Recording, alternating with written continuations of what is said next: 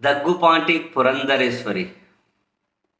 స్వార్థ రాజకీయాలకు పురంధరేశ్వరి గారు ఒక మార్కు లాంటి వాళ్ళు, ఒక బ్రాండ్ లాంటి వాళ్ళు అని, ఒక ట్రేడ్ మార్క్ లాంటి వాళ్ళు, ఒక బ్రాండ్ లాంటి వాళ్ళు అని చాలామంది విమర్శలు చేస్తూ ఉంటారు. దానికి కారణం కూడా లేకపోలేదండి.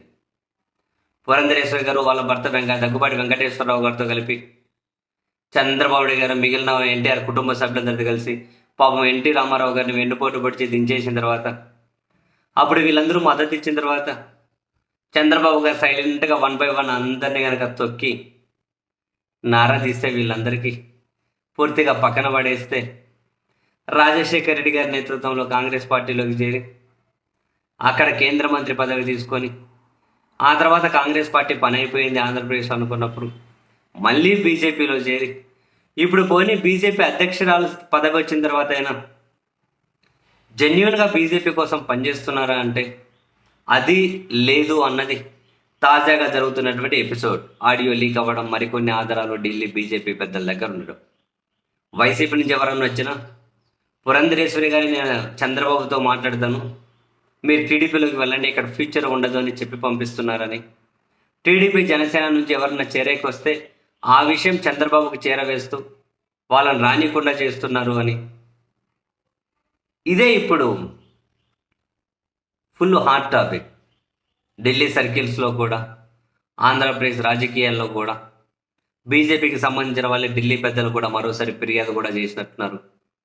ఈ మొత్తం ఎపిసోడ్తో ఆశ్చర్యపోయినటువంటి ఢిల్లీ పెద్దలు వాళ్ళ దగ్గర ఈ ఆడియో లీక్ కాకుండా, పార్టీ బలోపేతం కాకుండా దగ్గుపాటి పురంధరేశ్వరి మరికొన్నిగానే ఏమో చేశారట. ఆ ఆధారాలు కూడా ఢిల్లీ బీజేపీ పెద్దల దగ్గర ఉన్నాయట. సో మీరు రాజీనామా చేస్తారా, మమ్మల్ని తీసి పక్కన పెట్టేయమంటారా అని బీజేపీ పెద్దలు పురంధరేశ్వరి గారికి ఆల్రెడీ మెసేజ్ పంపించారట. ఎన్నికల వరకు టైం ఇవ్వండి అని చెప్పి కూడా అడిగారు అని అంటున్నారు. బట్ ఆ విషయంలో బీజేపీ స్టాండ్ ఏంటి అన్న విషయం తెలియదు. ఎన్నికల వరకు టైం ఎందుకు?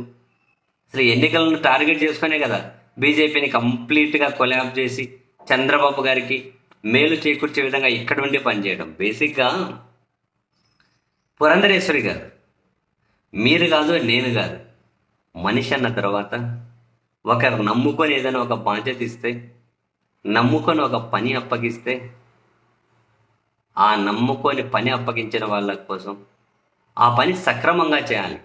చేయడం నచ్చకపోతే ఆ పని మనం టేక్ ఓవర్ చేయొద్దు. అంతేగాని తినే కంచంలో వద్దులేండి, ఎందుకు కొనడం, తినే కంచంలో అట్లా పోసుకోకూడదు, అట్లా చేయకూడదు. అదరించి ఒకరు అన్నం పెట్టారనుకోండి, వాళ్ళకి వెన్నుపోటు పడవకూడదు, వాళ్ళ వినాశనాన్ని, వాళ్ళ నాశనాన్ని కోరుకోకూడదు. ఏ ప్లాట్ఫామ్ ఏదైనా ఉండనియండి, మనం ఆ క్రెడిబిలిటీ లేకపోతే అలా. కానీ ఇప్పటి రాజకీయాల్లో బాబోయ్ ఎక్కడా కనిపిస్తలేదు. చిచ్చి, నిజంగానే మళ్ళీ రాజకీయాలు మంచిగా చైతన్యవంతమయ్యే విధంగా క్రెడిబిలిటీ ఉన్న లీడర్సు, అర్థవంతమైన చర్చలు, విలువలతోటి, నిజాయితీతోటి, సిద్ధాంతాలతోటి ఎంత బాగుంటుందో, అవి వినడానికి కూడా ఎంత బాగుందో. కానీ మళ్ళీ అటువంటి పరిస్థితి వస్తుందంటారా? ఏమో చూద్దాం. ఈమెనైతే మరి ఆల్మోస్ట్ తీసేయడం గ్యారెంటీ అంటున్నారు.